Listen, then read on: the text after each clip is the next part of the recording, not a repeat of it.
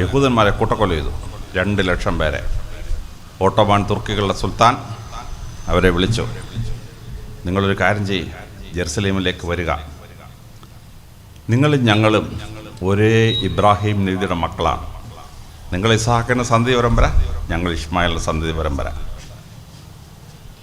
Ottoman സുൽത്താൻ അവർക്ക് യാത്ര ചെയ്യാൻ വാഹനം, കുതിര, ആഹാരം ഒക്കെ കൊടുത്തയച്ച് അവരെ ജെറുസലേമിൽ കൊണ്ടുവന്നു താമസിപ്പിച്ചു. 2 ലക്ഷം പേരെ ക്രിസ്ത്യാനികൾ കൂട്ടക്കൊല ചെയ്തു സ്പെയിനിൽ. നെപ്പോളിയൻ്റെ കാലത്ത് ഒരു 5 ലക്ഷം യഹൂദന്മാരെ കൂട്ടക്കൊല ചെയ്തു. തുർക്കിയിലെ സുൽത്താൻ എന്ത് ചെയ്തു? അദ്ദേഹം ഫ്രാൻസിൽ ആളുകളെ അയച്ച് ആ കൂട്ടക്കൊല ചെയ്യാൻ ചെയ്തുകൊണ്ടിരുന്ന യഹൂദന്മാരെ അവിടുന്ന് വിളിച്ചു കൊണ്ടുവന്ന് ജെറുസലേമിൽ താമസിപ്പിച്ചു. ഹിറ്റ്ലർ 60 ലക്ഷം പേരെ കൊന്നു, യഹൂദന്മാരെ കൊന്നു. തുർക്കിയിലെ സുൽത്താൻ അവിടെ ആളയച്ച് അവരെ കൊണ്ടുവന്ന് ജെറുസലേമിൽ താമസിച്ച് യഹൂദന്മാർക്ക് വസ്തു കൊടുത്ത്, യഹൂദന്മാർക്ക് വീട് വെച്ച് കൊടുത്ത്, യഹൂദന്മാർക്ക് ആഹാരം കൊടുത്ത് താമസിപ്പിച്ചു. ആ നന്ദികെട്ട യഹൂദൻ അവനെ കൂട്ടക്കൊല ചെയ്ത ക്രിസ്ത്യാനികളുടെ അമേരിക്കക്കാരുടെ ആയുധം വാങ്ങിച്ചിട്ട് ഈ മുസ്ലിങ്ങളെ കൂട്ടക്കൊല ചെയ്യാണ്. അവർക്ക് താമസസ്ഥലവും ചോറും കൊടുത്തിട്ട് അവിടെ താമസിപ്പിച്ച ഈ മുസ്ലിമിനെയാണ് ഇപ്പോൾ അവൻ്റെ ശത്രു നമ്പർ 1. അവൻ്റെ ജെറുസലേം ദേവാലയം പണിയാൻ വേണ്ടി നിസ്കരിക്കാൻ താഴെ പോയി സൃഷ്ടിച്ച ഡോം മോസ്കിനകത്ത് ഇസ്രായേലിൻ്റെ ആഭ്യന്തരമന്ത്രി കയറി അവിടെ അശുദ്ധമാക്കി. ഇതാണ് ചരിത്രത്തിൽ നന്ദി കേട് എന്ന് പറയുന്നത്.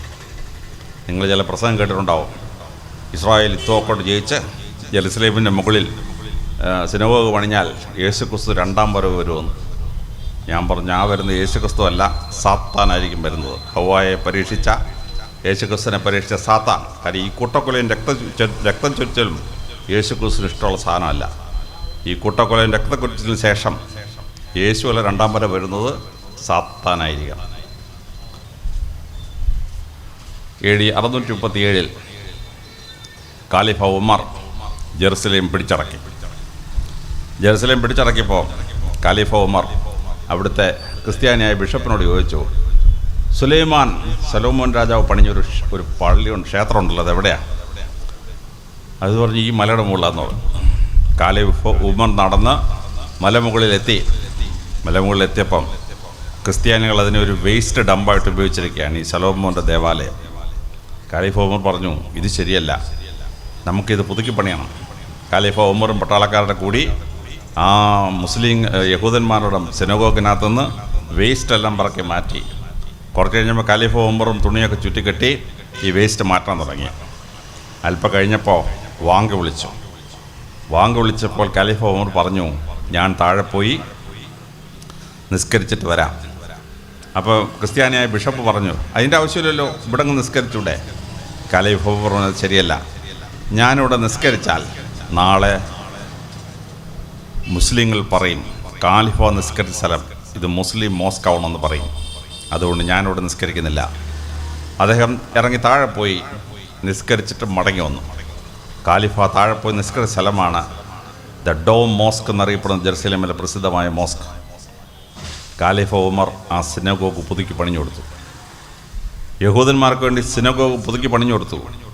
അവർക്ക് സമ്പത്ത് കൊടുത്തു അവിടെ താമസിക്കാനായിട്ട്.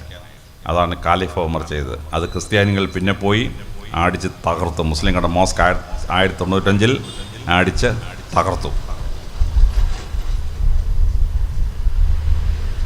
ബാഗ്ദാദ് പട്ടണത്തിന് നടുക്ക് ഒരു ക്രിസ്ത്യൻ സ്ത്രീയുടെ ഒരു വീടുണ്ടായിരുന്നു.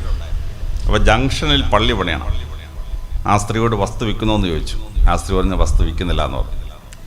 പക്ഷെ അവിടുത്തെ കളക്ടർ, തുല്യനായ മനുഷ്യൻ, വസ്തുവിൻ്റെ വിലയുടെ 3 ഇരട്ടി കൊടുത്തിട്ട് വസ്തു കയ്യേറി ഒരു മോസ്ക് പണിയാൻ തുടങ്ങി. ആ സ്ത്രീ വന്നിട്ട് കംപ്ലൈൻറ്റ് പറഞ്ഞു ഖലീഫ ഉമറിനോട്, എൻ്റെ വീട് ഇങ്ങനെ പൊളിച്ചിട്ട് പണിയാൻ പോകുന്നു. ഖലീഫ ഉമർ കളക്ടറെയും എല്ലാം വിളിച്ചു. ഈ സ്ത്രീ പറഞ്ഞ സത്യമാണെന്ന് വെച്ചു. അതെ, സത്യമാണ്, പക്ഷേ വസ്തുവിൻ്റെ 3 ഇരട്ടി കൊടുത്തിട്ട് ഞങ്ങൾ വാങ്ങിച്ചിരിക്കുന്നത്. ഖലീഫ ഉമർ പറഞ്ഞു, ഒരു സ്ത്രീയുടെയും കണ്ണുനീർ വീഴുന്ന സ്ഥലം ഒരു ദേവാലയം പണിയാൻ കൊള്ളുകയില്ല.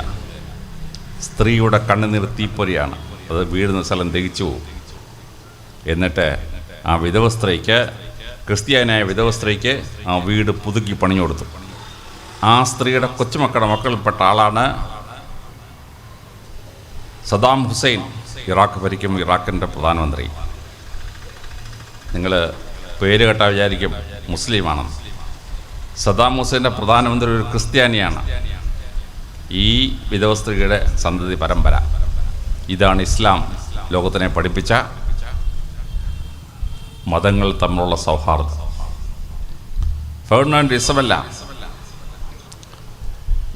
വേറൊരു കള്ളക്കഥ നിങ്ങൾ കേട്ടിട്ടുണ്ടാവും. കാഫർമാരെ കൊല്ലാൻ പ്രവാചകൻ പറഞ്ഞു എന്നാണ്. പ്രവാചകൻ്റെ ക്യാമ്പിൽ കയറി പ്രവാചകനെ കൊല്ലാൻ ശ്രമിച്ചവർക്കെതിരെ യുദ്ധം ചെയ്യുമ്പം ശത്രുക്കളെ പരാജയപ്പെടുത്താനും കൊല്ലാനും പറഞ്ഞു. അത് ഇന്ത്യയുടെ ആർമി ജനറൽ പാകിസ്ഥാനോട് വേറെ രാജ്യം യുദ്ധം ചെയ്യുമ്പോൾ സൈന്യത്തോട് പറയും ശത്രുക്കളെ കൊല്ലാൻ. അതാ പറഞ്ഞത്. അതിനെ കാഫർ എന്ന് ദുർവ്യാഖ്യാനം ചെയ്തിട്ട് ഒരു വ്യാഖ്യാനം കേട്ടിരിക്കുകയാണ്. പരിശുദ്ധ പ്രവാചകൻ അങ്ങനെ പറഞ്ഞിട്ടില്ല. തന്നെയല്ല, കാഫർ എന്ന വാക്കിനകത്ത് യഹൂദനും ക്രിസ്ത്യാനിയും വരുന്നില്ല. യഹൂദനെയും ക്രിസ്ത്യാനികളെയും പരിശുദ്ധ പ്രവാചകനെ വിളിച്ചത് കുത്ബ പീപ്പിൾ, പഴയ നിയമം. ക്രിസ്ത്യാനികൾക്ക് പഴയ നിയമമെന്നും യഹൂദന്മാർ തോറ എന്നും മുസ്ലിങ്ങൾ തൗറാത്ത് എന്ന് വിളിക്കുന്ന ഒരേ പുസ്തകമാണ്. ക്രിസ്ത്യാനികൾ ന്യൂ ടെസ്റ്റ്മെൻറ്റ്, പുതിയ നിയമം എന്ന് പറയുന്നത് മുസ്ലിങ്ങൾക്ക് ഇഞ്ചിലാണ്. അപ്പോൾ വേദപുസ്തകത്തിൽ വിശ്വസിക്കുന്ന ജനവിഭാഗമായതുകൊണ്ട് പ്രവാചകൻ യഹൂദന്മാരെയും ക്രിസ്ത്യാനികളെയും വിളിച്ചത് കുത്ബ people, people of the book, ഒരേ പുസ്തകത്തിൽ വിശ്വസിക്കുന്നവർ. അവർ കാഫറിൽ പെടുന്നില്ല. പരിശുദ്ധ പ്രവാചകൻ മക്കയിൽ നിന്ന് മദീനയിലോട്ട് പോവാണ്. വഴി കാണിക്കാൻ കൊണ്ടുപോയത് മുസ്ലിമിനാണോ? അല്ല, ഒരു ബഹുദൈവ വിശ്വാസിയായ നീഗ്രമാണ് പ്രവാചകന് വഴി കാണിക്കാനൊരു കൂടെ വന്നത്. പ്രവാചകനൊരു മുസ്ലിം പള്ളി പണിഞ്ഞു. വാങ്ക് വിളിക്കണം, മണിയടിച്ച് വാങ്ക് വിളിക്കണം. വാങ്ക് വിളിക്കാൻ ആരോടാ പറഞ്ഞത് പ്രവാചകൻ? അറബിയായ മുസ്ലിമിനോടാണോ? അല്ല, ഒരു നീഗ്രോയോട് പറഞ്ഞു, നീ കയറി മണിയടിക്കാൻ പറഞ്ഞു. നിങ്ങളൊക്കെ വായിച്ചിട്ടുള്ള ചരിത്രമാണ്. അപ്പോൾ മെക്കയിൽ നിന്ന് മദീനയിലോട്ട് പോകുമ്പോഴും ആദ്യത്തെ മുസ്ലിം പള്ളിക്ക് വാങ്ക് വിളിക്കാൻ പറയുന്നത് മുസ്ലിമിനോടല്ല, ബഹുദൈവ വിശ്വാസിയോടാണ്. അതാണ് ഇസ്ലാം ലോകത്തെ പഠിപ്പിച്ച പാഠം. ഇവിടെ വളരെ ഭംഗിയായി ഇത് നമ്മൾ മനസ്സിലാക്കിയിരിക്കണം. വിശ്വ സാഹോദര്യം പരിശുദ്ധ പ്രവാചകൻ ലോകത്തെ പഠിപ്പിച്ച ഒന്നാമത്തെ പാഠമാണ്. രണ്ടാമത്തെ പാഠം, ഇന്ന് ഇസ്ലാം മതവിശ്വാസികൾ ഈ കാഫറന്മാരെ സഹോദരങ്ങളെ കരുതിയതുകൊണ്ടാണ് കേരളം പട്ടിണിയില്ലാതെ ജീവിക്കുന്നത്. കേരളത്തിൻ്റെ വാർഷിക ബഡ്ജറ്റ് 1,20,000 കോടി രൂപ. കേരളത്തിലെ മലയാളികൾ പുറത്തുപോയി ജോലി ചെയ്ത് കേരളത്തിലൂടെ അയക്കുന്ന തുക 1,20,000 കോടി രൂപ. കേരളത്തിന് ആകെ സമ്പത്തിൻ്റെ അത്രയും വിദേശത്ത് നമ്മൾ ഇങ്ങോട്ട് അയക്കുന്നതാണ്. അതിൽ 60,000 കോടിയും വരുന്നത് ഇസ്ലാമിക രാഷ്ട്രങ്ങളിൽ നിന്നാണ്. ഖത്തറിൽ അവിടുത്തെ ആകെ ജനസംഖ്യ 2 ലക്ഷം.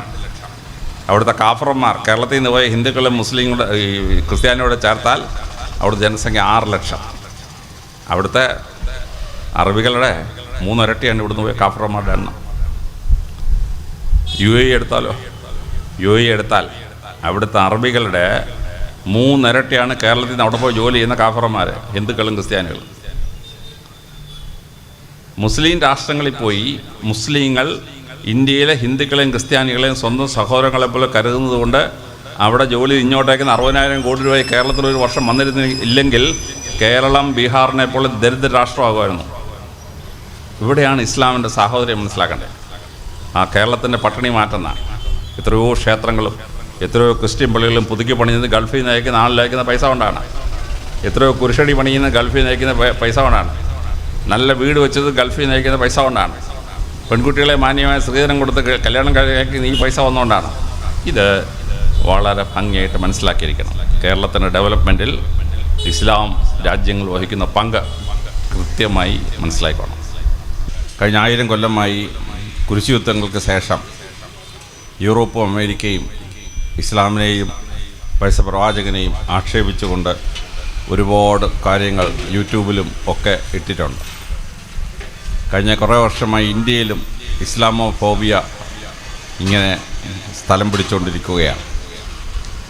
ഇതിനിടയ്ക്ക് കൂടി യഥാർത്ഥത്തിൽ പ്രവാചകൻ ആരായിരുന്നുവെന്നും അദ്ദേഹം ലോകത്തിന് കൊടുത്ത സംഭാവന എന്താണെന്നും ഏതാനും ചില പോയിന്റുകളിലൂടെ നിങ്ങളെ മനസ്സിലാക്കാം എന്ന് ഞാൻ ആഗ്രഹിക്കുന്നു. 1500 കൊല്ലത്തിന് മുമ്പ് പ്രവാചകൻ AD 570 മക്കയിലെ ഖുറൈഷ് എന്ന് പറയുന്ന ഭരണവർഗത്തിലാണ് ജനിക്കുന്നത്. അദ്ദേഹം ഗർഭത്തിലിരിക്കുമ്പോഴേ അച്ഛൻ മരിച്ചുപോയി. 6 വയസ്സായപ്പോൾ അമ്മയും. തന്നെ സംരക്ഷിച്ചിരുന്ന മുത്തച്ഛൻ മുത്തലിബ് 8ാമത്തെ വയസ്സിൽ മരിച്ചു. അനാഥ ബാല്യം. ചെറുപ്പത്തിൽ പ്രവാചകൻ ആരായിത്തീരുമെന്ന് ഒരു സൂചനയും ഉണ്ടായിരുന്നില്ല. എന്നാൽ 24 വയസ്സായപ്പോൾ ഒരു ദിവസം പ്രവാചകൻ ഇങ്ങനെ വരുമ്പോൾ മക്കയിലെ പ്രസിദ്ധമായ ഓർത്തഡോക്സ് സഭയുടെ പള്ളിയിലെ വികാരിയായിരുന്ന ബുഷൈറ എതിരെ വന്നു. ബുഷൈറ പ്രവാചകനെ നമിച്ച ശേഷം പറഞ്ഞു, മഹാനായ പ്രവാചക, അങ്ങേക്ക് സ്തുതി. പ്രവാചകൻ ചോദിച്ചു, അങ്ങൊരു പുരോഹിതനല്ലേ, അങ്ങനെ എന്തിനാണ് ഈ പ്രവാചകൻ എന്നൊക്കെ എന്നെ വിളിക്കുന്നത്? ആ പുരോഹിതൻ പറഞ്ഞു, എനിക്ക് രാത്രി ഒരു ദർശനമുണ്ടായി, അങ്ങ് ലോകമറിയാൻ പോകുന്ന മഹാനായ പ്രവാചകനാകത്തീരാൻ പോവുകയാണ്. ഞങ്ങളുടെ വേദപുസ്തകത്തിൽ പറയുന്നുണ്ട്, പ്രവാചകന്മാരെ തലയിൽ എണ്ണ ഒഴിച്ച് അഭിഷിക്തനാക്കണമെന്ന്. അതിൽ അങ്ങയുടെ തലയിൽ എണ്ണ ഒഴിച്ച് അഭിഷിക്തനാക്കാൻ എന്നെ അനുവദിക്കണം. പ്രവാചകൻ പറഞ്ഞു, അച്ഛൻ അങ്ങനെ ആഗ്രഹമുണ്ട്, ചെയ്തോളാൻ പറഞ്ഞു. അങ്ങനെ പ്രവാചകൻ്റെ തലയിൽ എണ്ണ ഒഴിച്ച് ഓർത്തഡോക്സ് പള്ളിയിലെ വികാരി അച്ഛൻ പ്രവാചകനായി പ്രഖ്യാപിച്ചു. അതിൻ്റെ ചിത്രം ഞാൻ സൗദി അറേബ്യയിലെ ദമാമിൽ പോയപ്പോഴാണ് എനിക്ക് കിട്ടിയത്. ചരിത്രത്തിൽ വായിച്ചെങ്കിലും അതിൻ്റെ ചിത്രങ്ങൾ എനിക്ക് ലഭിച്ചിരുന്നില്ല. പിന്നെയും 16 വർഷം കഴിഞ്ഞു. 40 വയസ്സായപ്പോൾ ഹീറ ഗുഹയിൽ വെച്ച് മാലാഖ വന്ന് വിശുദ്ധ ദർശനം പ്രവാചകന് കൊടുക്കുകയാണ്. പരിശുദ്ധ ഖുർആൻ ജനിക്കുകയാണ്. ഖുർആൻ തുടങ്ങുന്നത് എങ്ങനെയാണ്? വായിക്കൂ എന്നാണ്. പ്രവാചകൻ പറഞ്ഞു, എനിക്ക് വായിക്കാൻ അറിഞ്ഞൂടാ. നിങ്ങൾക്കെല്ലാം അറിയാവുന്ന പോലെ പിന്നെ ആ ദർശനം എങ്ങനെ കൊടുത്തു നമ്മൾ വായിക്കുകയാണ്. ലോകത്തിൽ വായിക്കാൻ പറഞ്ഞുകൊണ്ട് ആരംഭിക്കുന്നൊരു പുസ്തകം പരിശുദ്ധ ഖുർആനാണ്. വേറെ ഏതെങ്കിലും പുസ്തകം വായിക്കുമെന്നുകൊണ്ട് തുടങ്ങുന്ന കേട്ടിട്ടുണ്ടോ? ഇല്ല. ആ ദിവ്യദർശനം കിട്ടിയ ശേഷം പിന്നെ പ്രവാചകൻ 21 വർഷമേ ഭൂമി ജീവിച്ചിരുന്നുള്ളൂ. പക്ഷേ 21 വർഷം കൊണ്ട് ലോക ചരിത്രം മാറ്റിമറിച്ചു പ്രവാചകൻ. എങ്ങനെയാണ് ഈ പ്രവാചകൻ ലോകചരിത്രം മാറ്റിമറിച്ചതെന്ന് കൃത്യമായി നിഷ്പക്ഷമായി ഈ വർഗീയമായ ആരോപണങ്ങൾക്കൊന്നും ചെവി കൊടുക്കാതെ കൃത്യമായി നമ്മൾ മനസ്സിലാക്കിയിരിക്കണം. ഏറ്റവും ആദ്യം പ്രവാചകൻ ലോകത്തിന് കൊടുത്തൊരു സംഭാവനയാണ് സെക്കുലറിസം, അല്ലെങ്കിൽ മതനിരപേക്ഷത എന്ന് പറയുന്നു. AD 622 പ്രവാചകൻ മക്കയിൽ നിന്ന് മെദീനയിലേക്ക് പോവുകയാണ്. അവിടെ ചെന്ന് മെദീനയിലെ ഭരണാധികാരിയാവുകയാണ്. മെദീനയിലെ ആകെ ജനസംഖ്യ 11,500 പേർ. നിങ്ങളുടെ തഴവാട് ജനസംഖ്യയൊക്കെ കുറവാണ്. 4,000 പേർ ക്രിസ്ത്യാനികൾ, 2,500 പേർ യഹൂദന്മാർ, 1,500 മുസ്ലിം, ബാക്കിയുള്ളത് ബഹുദൈവ വിശ്വാസികളായ നീഗ്രോകളാണ്. അവർക്ക് വേണ്ടി പ്രവാചകൻ ഒരു പ്രഖ്യാപനം നടത്തി. അതാണ് മെദീന ഡോക്യുമെൻ്റ് എന്ന് വിളിക്കപ്പെടുന്ന വിശ്വപ്രസിദ്ധമായ ഡോക്യുമെൻ്റ്. 42 പാരഗ്രാഫുണ്ട്. അത് തുടങ്ങുന്നത് പ്രസിദ്ധമായൊരു വാചകത്തിലാണ്. മെദീനയിൽ ജീവിച്ചിരിക്കുന്ന ക്രിസ്ത്യാനികൾക്കും യഹൂദന്മാർക്കും ബഹുദൈവ വിശ്വാസികൾക്കും മുസ്ലിങ്ങൾക്കും ഏകോദര സഹോദരങ്ങളെപ്പോലെ ജീവിക്കുന്ന ഒരു ഭരണം ഞാൻ വാഗ്ദാനം ചെയ്യുകയാണ്. 7 വർഷം പ്രവാചകൻ മെദീന ഭരിച്ചു. ഏകോദര സഹോദരങ്ങളെപ്പോലെ അവർ ജീവിച്ചു. 12 യഹൂദ ഗോത്രങ്ങളുണ്ടായിരുന്നു അവിടെ. അതിൽ 2 ഗോത്രത്തിൽപ്പെട്ടവർ പ്രവാചകനെ കൊല്ലാൻ ശ്രമിച്ചു. ആ കൊല്ലാൻ ശ്രമിച്ചവരുടെ കൂട്ടത്തിൽ നിന്ന് 42 പേരെ അദ്ദേഹം വധശിക്ഷയ്ക്ക് വിധിച്ചു. പക്ഷെ ബാക്കി യഹൂദന്മാർക്കൊരു കുഴപ്പമില്ല. ആ 12 യഹൂദ തറവാടുകളും മെദീനയിൽ തന്നെ ഉണ്ടായിരുന്നു. 7 കൊല്ലം കഴിഞ്ഞ് പ്രവാചകൻ മക്കയുടെ ഭരണാധികാരിയായി. മക്കയുടെ ഭരണാധികാരിയായി 3 ഉംറകൾ ചെയ്ത ശേഷം AD 632 പ്രവാചകൻ അറഫ മലമുകളിലെത്തി 1,00,000-ഓളം പേർ കേട്ടു നിൽക്കെ ചെയ്ത വിശ്വപ്രസിദ്ധമായ പ്രസംഗമാണ് അറഫ പ്രസംഗം. ആ പ്രസംഗത്തിൽ പ്രവാചകൻ പറഞ്ഞു, ലോകമെങ്ങുമുള്ള യഹൂദന്മാരും ക്രിസ്ത്യാനികളും ബഹുദൈവ വിശ്വാസികളും മുസ്ലിങ്ങളും ഏകോദര സഹോദരങ്ങളെപ്പോലെ ജീവിക്കുന്ന ഒരു ഭരണക്രമം നാം സൃഷ്ടിക്കണം. മെദീനയിൽ തുടങ്ങിയ ആ ഏകോദര സഹോദര ഭാവം. ഞാൻ ഒരു 6 മാസത്തിന് മുമ്പാണ് ലോകം മാറ്റിമറിച്ച പ്രസംഗങ്ങൾ എന്ന പുസ്തകം DC പബ്ലിഷ് ചെയ്തത്. ആ പുസ്തകത്തിൽ ഞാൻ അറഫ പ്രസംഗം കോട്ട് ചെയ്യുന്നുണ്ട്. എങ്ങനെയാണ് ഈ അറഫ പ്രസംഗം ലോകത്തെ മാറ്റിമറിച്ചതെന്ന് നമ്മൾ പറയുന്നു. ഇസ്ലാം ലോകത്തെവിടെ പോയപ്പോഴും ഈ തത്വം പാലിച്ചിരുന്നു. ഇറാഖിലും സിറിയയിലും മുസ്ലിങ്ങൾ 1500 കൊല്ലമായി ഭരിക്കുകയാണ്. അവിടുത്തെ പാത്രീസ് ബാവായും മെത്രാന്മാരും 1500 കൊല്ലമായി സുഖമായോടെ താമസിക്കുകയാണ്. ഇവിടെ പാത്രീസ് ബാവയുടെ പള്ളി പോലീസിനെ ഉപയോഗിച്ച് പിടിക്കുന്നുണ്ട്. സിറിയയിലും ഇറാഖിലും പാത്രീസ് ബാവായും ഓർത്തഡോക്സുകാരും ക്രിസ്ത്യാനികളും ബിഷപ്പും ജനങ്ങളും സുഖമായി താമസിക്കുന്നു. എഫേസൂസിലെ പൗലോസ് അപ്പോസ്തലൻ താമസിച്ചിരുന്ന വീടും അദ്ദേഹം പ്രാർത്ഥിച്ചിരുന്ന പള്ളിയും സുഖമായി മുസ്ലിങ്ങൾ 1500 കൊല്ലമായി കാത്തുരക്ഷിക്കുന്നു. ഒരു കുഴപ്പവും അതിന് സംഭവിച്ചിട്ടില്ല.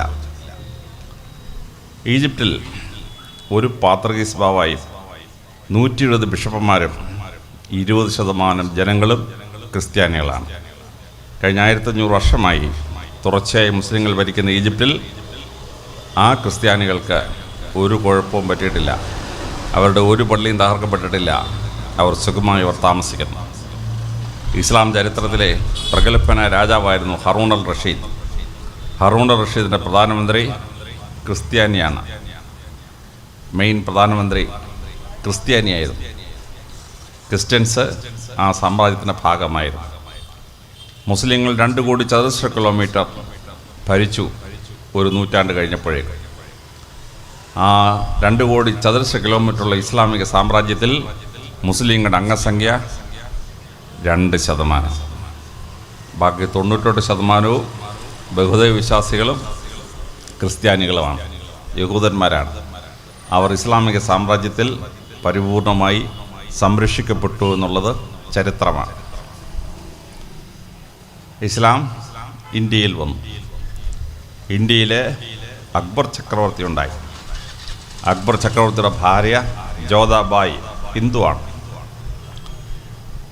ജോധാബായിക്ക് പ്രാർത്ഥിക്കാൻ വേണ്ടി അക്ബർ ചക്രവർത്തി ഫത്തേപൂർ സിക്രിയിലെ തൻ്റെ വീടിനോട് ചേർന്ന്, കൊട്ടാരത്തോട് ചേർന്ന് ഒരു ക്ഷേത്രം ഉണ്ടാക്കി. എന്തിനാണ്? ജോധാബായിക്ക് പ്രാർത്ഥിക്കാനായിട്ട്.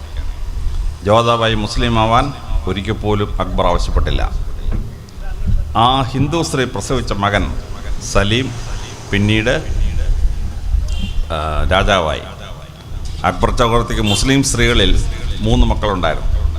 അവരെ പിൻഗാമിയാക്കാമായിരുന്നു. ഷാജഹാൻ എത്തുമ്പോഴേക്കും ഷാജഹാൻ 90% ഹിന്ദുവാണ്. DNA ടെസ്റ്റ് ചെയ്താൽ 90% ഹിന്ദുവാണ്. 10% ഉള്ളൂ ഇസ്ലാമിക DNA ഷാജഹാൻ. അക്ബർ ഒരു മന്ത്രിസഭ ഉണ്ടാക്കി. പ്രധാനമന്ത്രി ആരാണ്? ബീർബൽ, ഒരു ബ്രാഹ്മണൻ. അദ്ദേഹത്തിൻ്റെ ധനകാര്യമന്ത്രി ആരാണ്? രാജാ തോണ്ടർമാൽ, ഒരു വൈശ്യൻ. അക്ബറിൻ്റെ സേനാനായകൻ ആരാണ്? രാജാ മാൻസിംഗ്, ഒരു രജപുത്രൻ. അക്ബറുടെ മന്ത്രിസഭയിലെ 12 പേരിൽ 10 പേരും ഹിന്ദുക്കളാണ്. 2 മന്ത്രിമാരേ ഉള്ളൂ മുസ്ലിങ്ങൾ. ചരിത്രത്തിൽ ഏറ്റവും കൂടുതൽ ചീത്തപ്പേര് കേട്ട ഒരു മനുഷ്യൻ ഔറംഗസീബാണ്. ബ്രിട്ടീഷുകാർ മനഃപൂർവ്വം ഉണ്ടാക്കിയതിന് ഔറംഗസീബിനെതിരെയുള്ള ദുരാരോപണങ്ങൾ. ഔറംഗസീബിൻ്റെ പ്രധാനമന്ത്രി ആരാണ്? രാജാ തേജ് ബഹാദൂർ, ഹിന്ദുവാണ്. ഔറംഗസീബിൻ്റെ മന്ത്രിസഭയിലെ 12 പേരിൽ 9 പേരും ഹിന്ദുക്കളാണ്. ഔറംഗസീബിൻ്റെ സൈന്യത്തിലെ 90% ഹിന്ദുക്കളാണ്. ഔറംഗസീബ് ഏതെങ്കിലും ഹിന്ദു ക്ഷേത്രം പൊളിക്കാൻ പറഞ്ഞാൽ ആ സൈന്യം ഔറംഗസീബിനെ വെട്ടിക്കൊന്നതിനായിരുന്നു. കാര്യം സൈന്യം 90% ഹിന്ദുക്കളായിരുന്നു. ഔറംഗസീബിൻ്റെ സൈന്യം. ഔറംഗസീബിൻ്റെ ഭരണം 1707 അവസാനിക്കുമ്പോൾ ഇന്ത്യയുടെ ആകെ ജനസംഖ്യയുടെ 1% ഹിന്ദുക്കൾ, മുസ്ലിങ്ങൾ. 1%. 500 കൊല്ലം ഇന്ത്യ ഭരിച്ച മുസ്ലിങ്ങൾക്ക് ബലം പ്രയോഗിച്ച് മതം വളർത്താനാണെങ്കിൽ മതം വളർത്തിക്കൂടായിരുന്നു. അവർ ചെയ്തില്ല. 700 കൊല്ലം ഗുജറാത്ത് ഭരിച്ചു അഹമ്മദ് സുൽത്താൻമാർ. 700 കൊല്ലം മുസ്ലിങ്ങൾ ഭരിച്ച ഗുജറാത്തിൽ മുസ്ലിങ്ങളുടെ അംഗസംഖ്യ 6%. ഇതാണ് ചരിത്രം. മുസ്ലിങ്ങൾ വാളുകൊണ്ട് മതം വളർത്തി എന്നൊക്കെ നിങ്ങൾ കേട്ടിട്ടുണ്ട്. അതുകൊണ്ടാണ് ഞാൻ സത്യം നിങ്ങളോട് പറയുന്നത്. ഒരുപാട് പേരുദോഷം കിട്ടിയൊരു മനുഷ്യനാണ് ടിപ്പു സുൽത്താൻ. ഉള്ള കള്ളങ്ങളെല്ലാം അദ്ദേഹത്തെ പറ്റി പറഞ്ഞിരിക്കുകയാണ്. ടിപ്പു സുൽത്താൻ്റെ പ്രധാന ഭാര്യ വടകരക്കാരി ഉണ്ണിച്ചാറായ എന്ന ഒരു നായർ സ്ത്രീയാണ്. ആ ഉണ്ണിച്ചാറയോട് ഒരിക്കൽ പോലും ഇസ്ലാമാവാൻ ടിപ്പു സുൽത്താൻ പറഞ്ഞില്ല. ശ്രീരംഗപട്ടണത്തെ അദ്ദേഹത്തിൻ്റെ കൊട്ടാരത്തോട് ചേർന്ന് ഒരു ക്ഷേത്രം പണിഞ്ഞു ടിപ്പു സുൽത്താൻ. എന്തിനാണ്? ഭാര്യ ഉണ്ണിച്ചാറയ്ക്ക് പോകാൻ. ഉണ്ണിച്ചാറ മുസ്ലിമായില്ല. ടിപ്പുവിൻ്റെ മരണശേഷവും ഉണ്ണിച്ചാറ ഹിന്ദുവായി തുടർന്നു. ടിപ്പു സുൽത്താൻ്റെ പ്രധാനമന്ത്രി പൂർണ്ണയ്യ ബ്രാഹ്മണനായിരുന്നു. ടിപ്പുവിൻ്റെ മന്ത്രിസഭയിലെ 12 പേരിൽ 9 പേരും ഹിന്ദുക്കളായിരുന്നു. വിജയനഗര സാമ്രാജ്യത്തിലെ പ്രശ്ന ചക്രവർത്തി കൃഷ്ണദേവരായക്ക് ഒരു മോളുണ്ടായിരുന്നു. മോളെ കല്യാണം കഴിച്ച ആരാണ്? ബീഹാറിലെ മുസ്ലിം സുൽത്താൻ്റെ മകൻ കൃഷ്ണദേവരായ മോളെ കല്യാണം കഴിച്ചത്. ഈ മകൻ ഭാര്യയുടെ കൂടെ വരുമ്പോൾ ഈ മുസ്ലിമിന് പ്രാർത്ഥിക്കാൻ വേണ്ടി കൃഷ്ണദേവരായ കൊട്ടാരത്തോട് ചേർന്നൊരു മോസ്ക് വെച്ചു കൊടുത്തു. ഈ മോളെ കെട്ടിയ മരുമോൻ മുസ്ലിം വരുമ്പോൾ ആരും എന്നെ ലൗലിഹാവെന്നും വിളിച്ചില്ല കേട്ടോ. സുഖമായിട്ട് വന്ന് താമസിച്ചു. ഇതാണ് ഇസ്ലാമിൻ്റെ ചരിത്രം. മൂന്നാമതായി പ്രവാചകൻ ലോകത്തിന് കൊടുത്തത് ഭരണക്രമത്തെ സ്ഥിരീകരിക്കുക എന്നുള്ളതാണ്. കേരളം ഒരിക്കലും മുസ്ലിങ്ങൾ ഭരിച്ചിട്ടില്ല. കണ്ണൂർ പട്ടണത്തിൽ മാത്രം അറക്കൽ ബീവി ഭരിച്ചിരുന്നു. ഒരു പട്ടണം മാത്രമേ ഉള്ളൂ. പക്ഷേ കേരളത്തിൻ്റെ ഭരണക്രമം എടുത്താൽ നമ്മളിന്ന് സദ്ഭരണത്തിൻ്റെ ഭാഗമായി ആഘോഷിക്കുന്ന ഭരണക്രമം എടുത്താൽ അത് മുഴുവൻ പരിശുദ്ധ പ്രവാചകൻ ഉണ്ടാക്കിയ ഇസ്ലാമിക ഭരണമാണ്.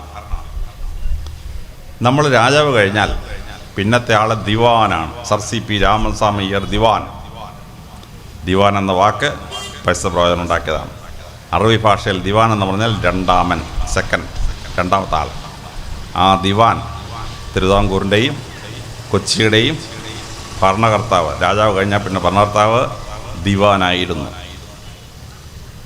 രാജ്യത്തെ പ്രവാചകൻ പല പ്രോവിൻസായി തിരിച്ചു.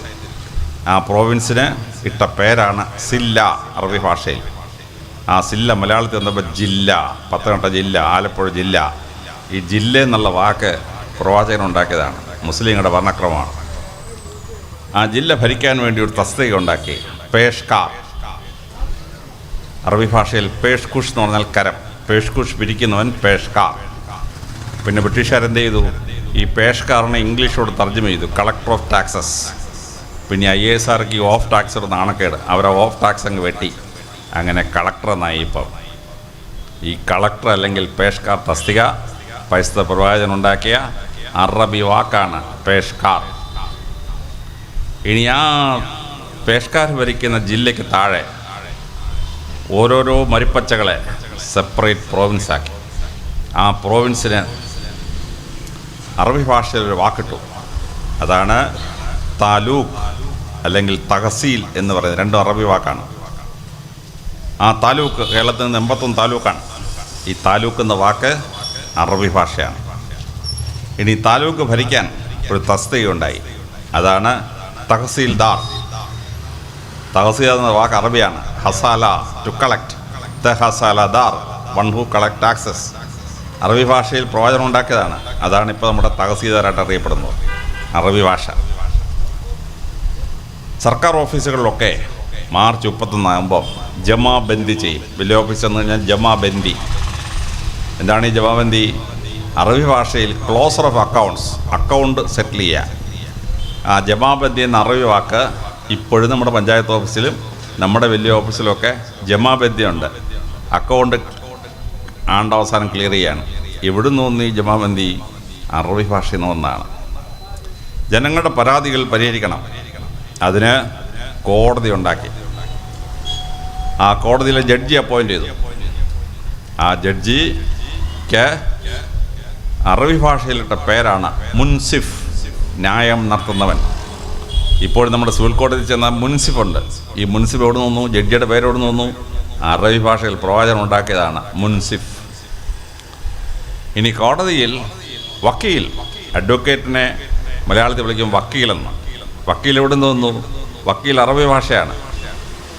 പരാതിക്കാരൻ്റെ വാദം കോടതിയിൽ ഉന്നയിക്കാൻ വേണ്ടി വാദിക്കുന്നവൻ എന്നർത്ഥത്തിൽ അറബി ഭാഷയിൽ പ്രവാചകനിട്ട വാക്കാണ് വക്കീൽ.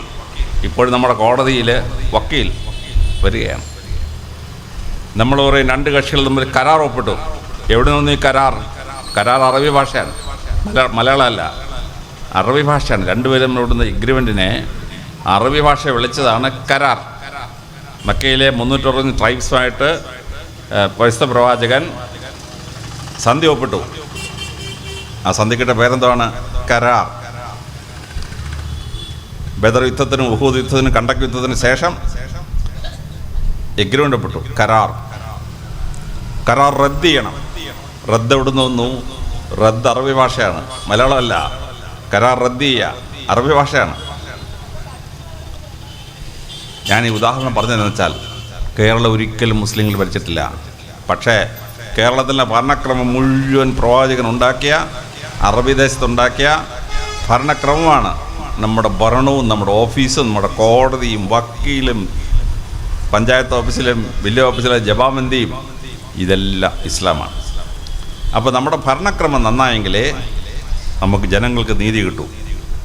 കേരളം ഇന്ന് ഒരിക്കലും മുസ്ലിങ്ങൾ ഭരിക്കാത്ത രാജ്യമായിട്ട് പോലും ഈ കേരളത്തിൽ, ഇന്ത്യയിൽ നമുക്ക് സ്ഥാനം കിട്ടുകയാണ്. ഹവിൽദാർ അറബി ഭാഷയാണ്, സുബേദാർ അറബി ഭാഷയാണ്, ജമാബന്ദി അറബി ഭാഷയാണ്. പണ്ട് പോലീസ് സൂപ്രണ്ടിനെ വിളിച്ച പേരെന്താണ്? അമിനാദാർ. ആമീൻ എന്ന് പറഞ്ഞാൽ എന്താണ്? പ്രൊട്ടക്ഷൻ, അറബി വാക്കാണ്. പ്രൊട്ടക്ഷൻ തരുന്നവൻ അമിനാദാർ. 1962 അമിനാദാർ തസ്തികയെ സൂപ്രണ്ട് ഓഫ് പോലീസ് എന്നാക്കി മാറ്റിയത്. ഇപ്പോൾ കോടതിയിൽ നിന്ന് സമൻസ് നടത്താൻ ആമീൻ വരും. എവിടുന്ന് ഒരു ആമീൻ? ആമീൻ അറബി ഭാഷയാണ്, പ്രവാചകൻ ഉണ്ടാക്കിയതാണ് ആമീൻ, പ്രൊട്ടക്ഷൻ. ഇങ്ങനെ നമ്മൾക്ക് നീതി കിട്ടുന്ന സർക്കാരിൻ്റെ സിസ്റ്റം ഉണ്ടാക്കിയത് പരിശുദ്ധ പ്രവാചകനും ഇസ്ലാമിക ഭരണക്രമമാണ്. നീതിയുള്ളൊരു ഭരണം നടത്താനുള്ള ഭരണക്രമം ഇസ്ലാമിൻ്റെ സംഭാവനയാണ്.